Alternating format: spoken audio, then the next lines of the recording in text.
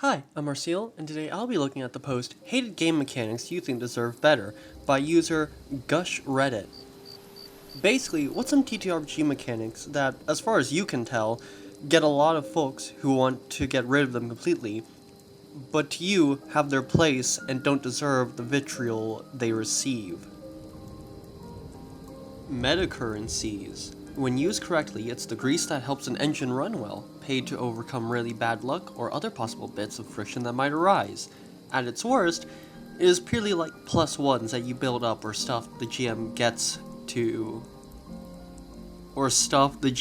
to so he can be adversarial to the players. I wouldn't say, well, I guess it's like they're saying for that last part it's like only for that if the GM gets it. Because I know Fabula Ultima, I think, also has something like that, a meta currency for the GM that's like fine. I used to be in the boat of I don't like meta currencies. I don't remember the exact reason why. I guess I just kind of thought it like took you out of the immersion. I mean, the meta's in the name. Probably something like that. They're fine. I like them. If they're done well, I mean, that goes for basically any rule. If it's done well, it's fine. I like games that use them. Yeah. XP points. It is always people's first instinct to get rid of them, but seeing number go up is fun. This guy gets it. I think it's mostly a matter of rewarding the players for having experiences, or super narrowly focusing on one thing that is not combat for the love of God. I mean, even for older D&D, you used to get a lot more experience for finding treasure instead of actually killing things, and I think also for quest rewards. So, you weren't wanting to kill things, you wanted to sort of get out of the way of that because it usually slowed you down to getting the actual experience.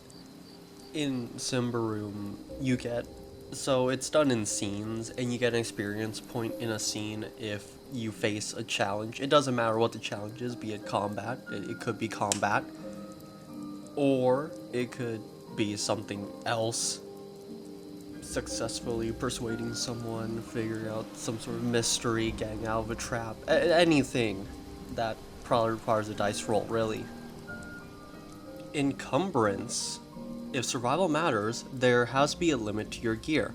I've gotten more into slots these days, but slots is really just a different form of encumbrance.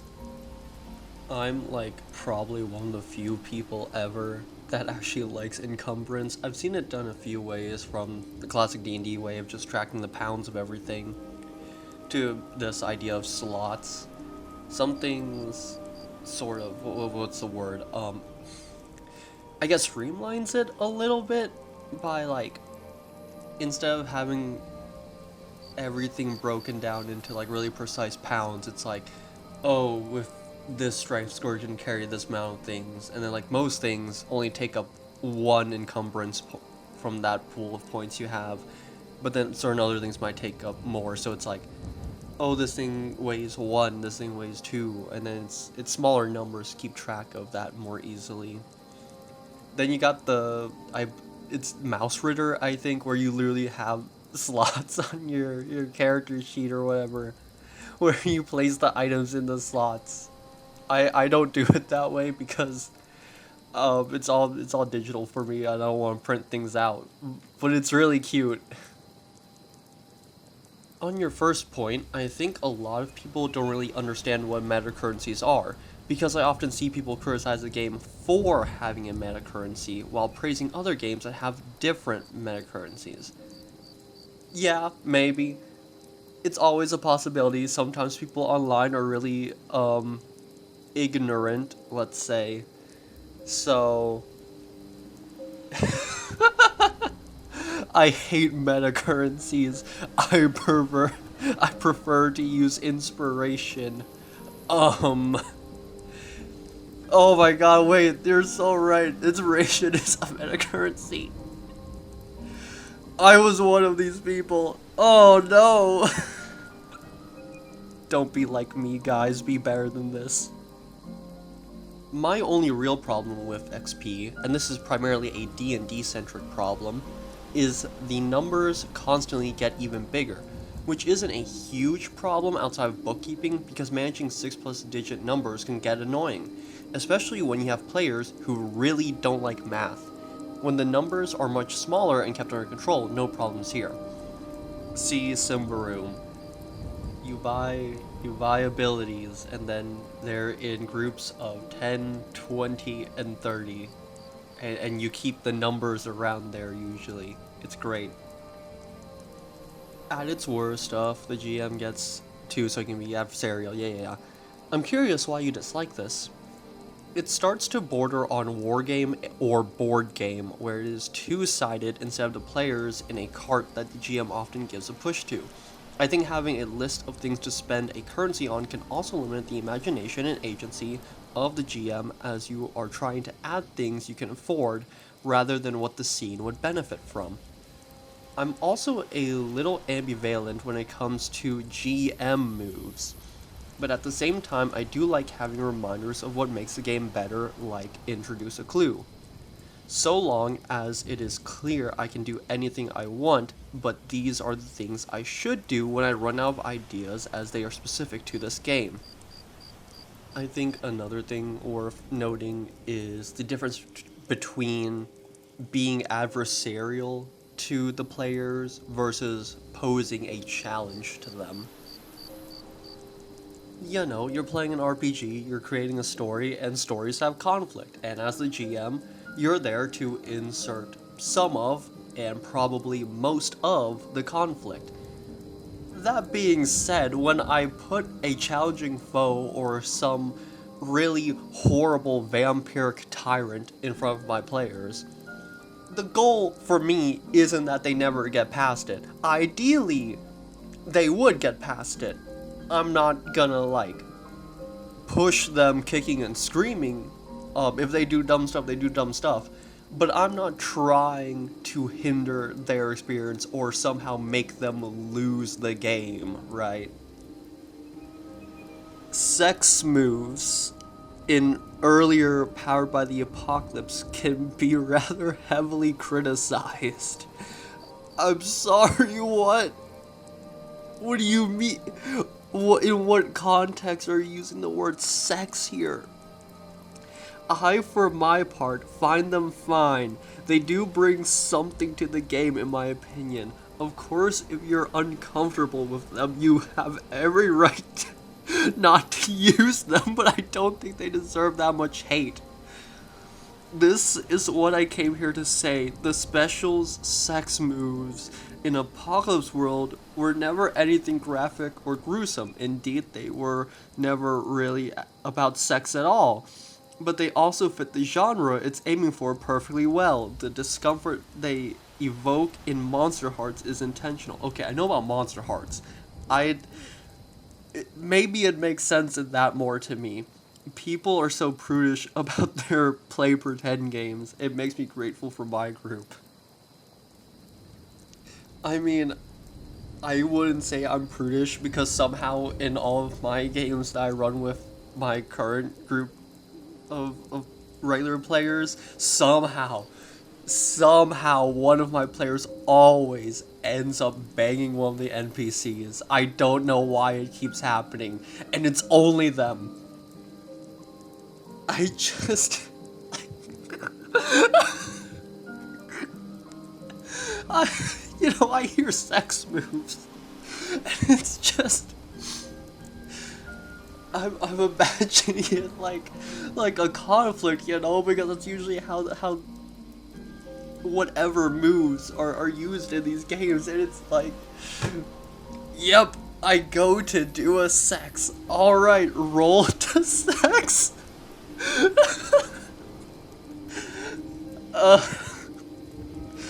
I'm so juvenile. Oh my god.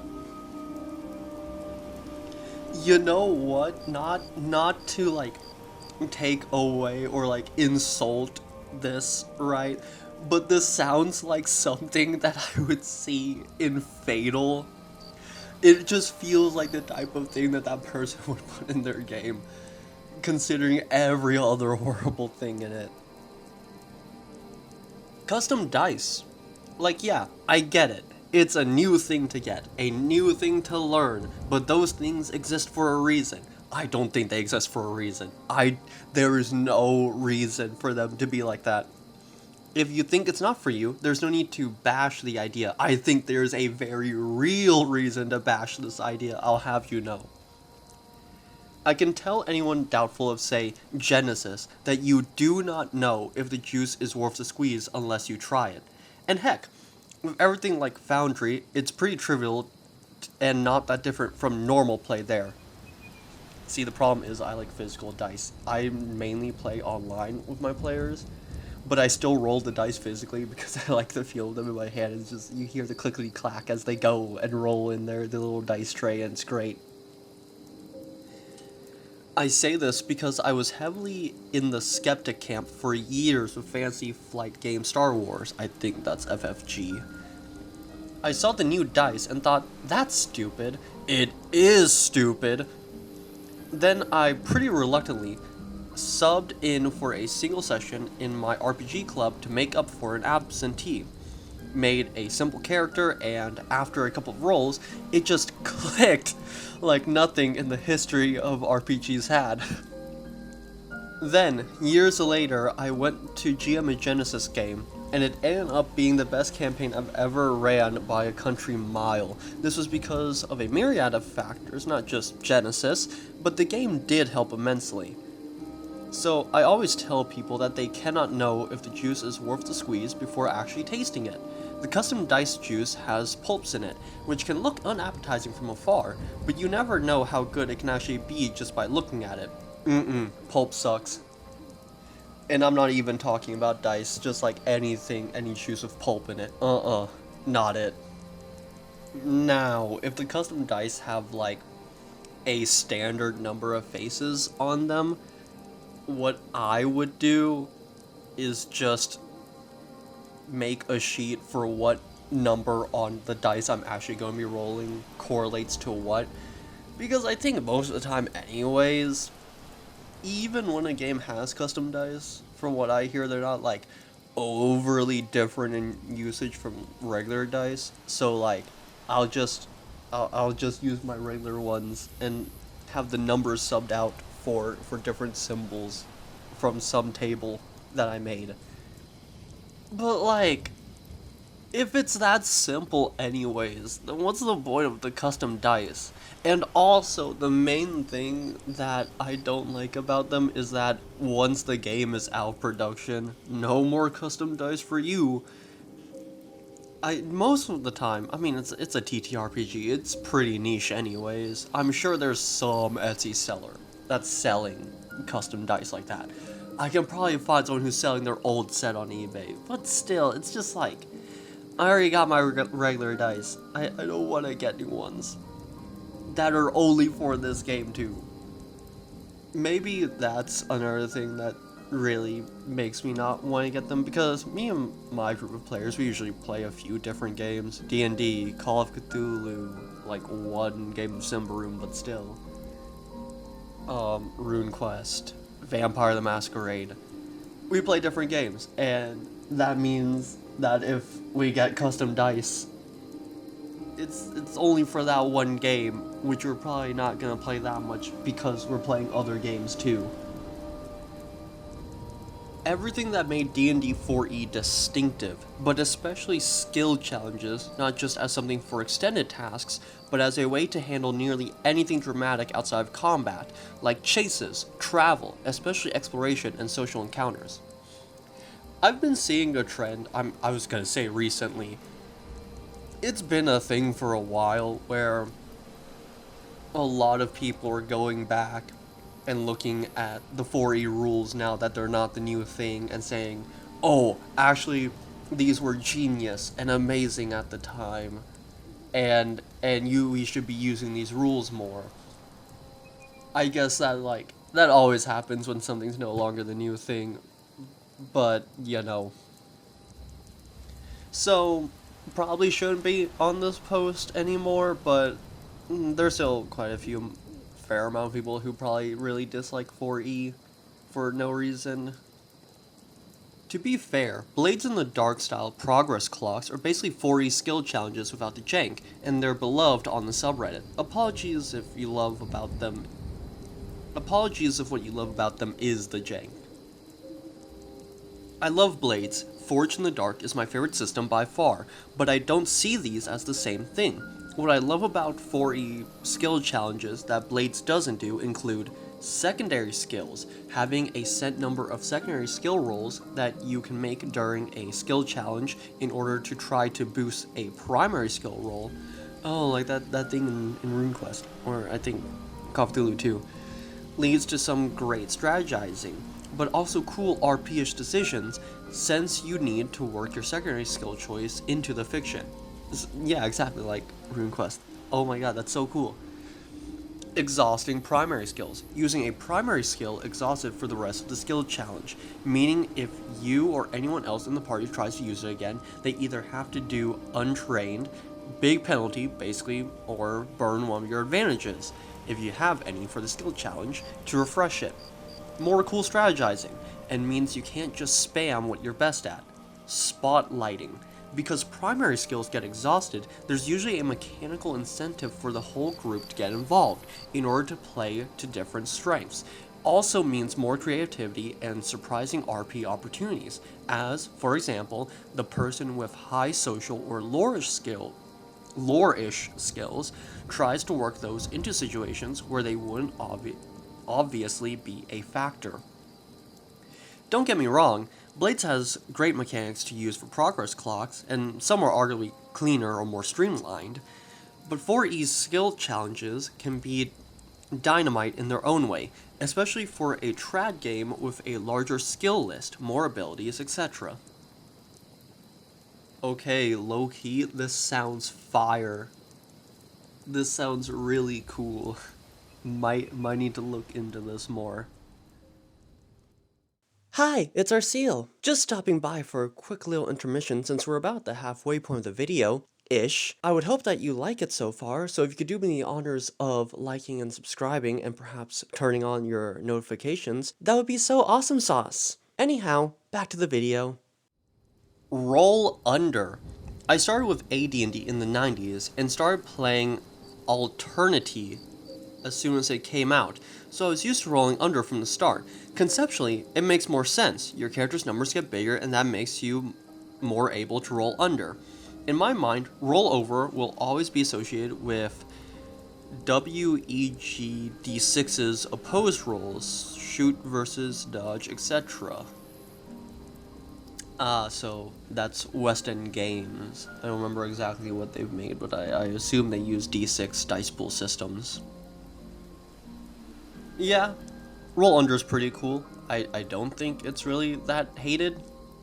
I mean, a lot of OSR games I think also use roll under. A lot of non-OSR games use roll under. People love Call of Cthulhu and RuneQuest, more so the first than the second. And those are percentile, which is basically just roll under with a different kind of die. So I don't see this as being really hated. Also, AD&D is a really bad thing to use for this, I think, because the thing people hated about the roll under, it's not really roll under, is okay. No, because I'm mixing it up with armor class, and you're still trying to roll high for those in combat. But you just, the armor class goes lower. You're not trying to roll any lower, just it was a weird way of categorizing it. I guess I've lightly read the 2E rules, and I think for like very few things in those, there were a few things where you like rolled under your stat for something. I don't remember exactly what, but I think it exists. I don't know. It's kind of messy. I don't think the problem with those is that you're rolling under. It's just a bunch of different mechanics all piled in together in a way that sometimes is a little unorganized. Not necessarily that you're just trying to roll under the stat, but roll under, um, but roll under systems when they're focused on that are cool. They're fine. As it was explained to me by the folks who designed D&D 3E, the problem being avoided wasn't roll under, it was sometimes roll low is good, sometimes roll high is good. The design goal was that it should always be one way or the other. They chose rolling higher is always good. I agree with both their description of the problem, and personally I like the choice they made in solving it. This, basically. Yeah, exactly this. Unifying the mechanics to where it's more simple and intuitive to like understand what you need to do. Everything about Rollmaster. As they say, Chartmaster. It's like a dog that is super friendly and also super ugly. You play with the dog and you keep thinking, dear God, this dog is ugly. But also, wow, I love this dog. What a good dog. Rollmaster is an incredibly simple system that people think is overcomplicated because of the many tables. You see, I just don't like it because of the tables. It doesn't matter to me if it's complicated or not. Complicated games can be fine to me. I don't like the tables. When there's so many of them, just why? Why is it built like that? I don't know why, but psionics in D&D 3.5 and occultism in Pathfinder always kind of hated ? Like, it has happened sometimes to me that I talk about them and someone says, I don't like those, or the DM doesn't allow them in the table, and I always wonder why. Can't speak for 3.5 psionics, but I know for modern games it's two things. One, it's complicated. Maybe they're not any more complicated than normal casting per se, but they're a different subsystem of mechanics that takes some of familiarizing with and learning. Most people have already done that with spellcasting, so view psionics as unnecessary additional. 2. It's broken. It probably isn't any more busted than optimal spellcasting builds, but since it technically doesn't follow the same rules as spellcasting, you can't counter it with the same anti-magic tactics. You need to incorporate specific counter to psionics. So in conclusion, it just means more work for the DM than that they don't want to do. They don't want to have to learn how psionics works, and they don't want to have to keep psionics in mind when they're building encounters. It's easier for them to just ban it outright. Wizards of the Coast solution to that problem was to eliminate the subsystem of psionics entirely and just make it a subclass features for flavored spellcasting. It's lame, but it worked. It was mostly a case of later additions to the game having a higher skill floor. People freaked out about the Book of Nine Swords too. Thing is, just Core Wizard basically broke the game wide open and screwed its corpse. So it's not like the Warblade was somehow broken, it was just much better than the Fighter, because 3.5e Fighter was insultingly bad. Psychics were easier to build, but they were no more powerful than the Sorcerer. They were just fewer trap options, so if you weren't plugged into the optimization community and didn't know any better, it was much easier to build an optimal Psychic versus an unoptimized Sorcerer. I've never understood why people were apparently so upset about Nine Swords, or why that attitude has hung on to this day. Maneuvers are like the best idea for marshals to have, agreed. Why in Earth aren't we giving them to all of them? And extreme maneuvers that replicate even a fraction of the power of late level spells. Yeah, that would maybe be a little nice for the marshals. Theater of the Mind combat. I usually hear it can't be tactical, while games like Ironsworn, Blades in the Dark, 13th Age, etc. prove it otherwise. I want to know why this is. Because I know some of my friends have problems with Theater of the Mind combat in some games. That's more so of a thing of being unable to visualize it and just like hand-waving a few things that make certain build choices sort of like don't carry really as much weight. I've heard to just like keep track of positions of like the players and enemies on a separate sheet. That way you can still keep track of it, but you don't have to worry about like the actual tactical table stuff like terrain and minis or tokens or whatever. Depends on the mines. Exactly this. We rarely did it any other way. Occasionally someone would say, draw a picture, or if anyone had miniatures, we would arrange them to show the idea. In my opinion, theater of the mind does mean you don't or can't use maps or schemes. I almost always draw approximate positions of characters to each other, provide imagery, and even sometimes use pre-made maps to give players, especially with aphantasia, a better understanding of what's going on. Exactly, this is kind of the problem that some of my players have, so yeah. We just don't track the exact locations, the exact number of enemies, the exact positioning, etc. It's going to depend on your group and the type of players that you have. You know what your players are like, hopefully, so you can figure out what way of doing this is best for you, for your group. Marking. People crap all over it in 4E because it gave a player some control over the DM's monster. Then they said it was unrealistic because they'd never seen a basketball game. Playing a defender class in D&D 4E is the most fun I think any edition of D&D has ever been in combat. Failing. I've noticed a trend lately where TTRPGs, especially in the D20 space and adjacent spaces, are talking about failure like it's inherently unfun and uncinematic. Preach! They don't understand it! That it's simply better to do design systems where characters always make some progress even on a failure.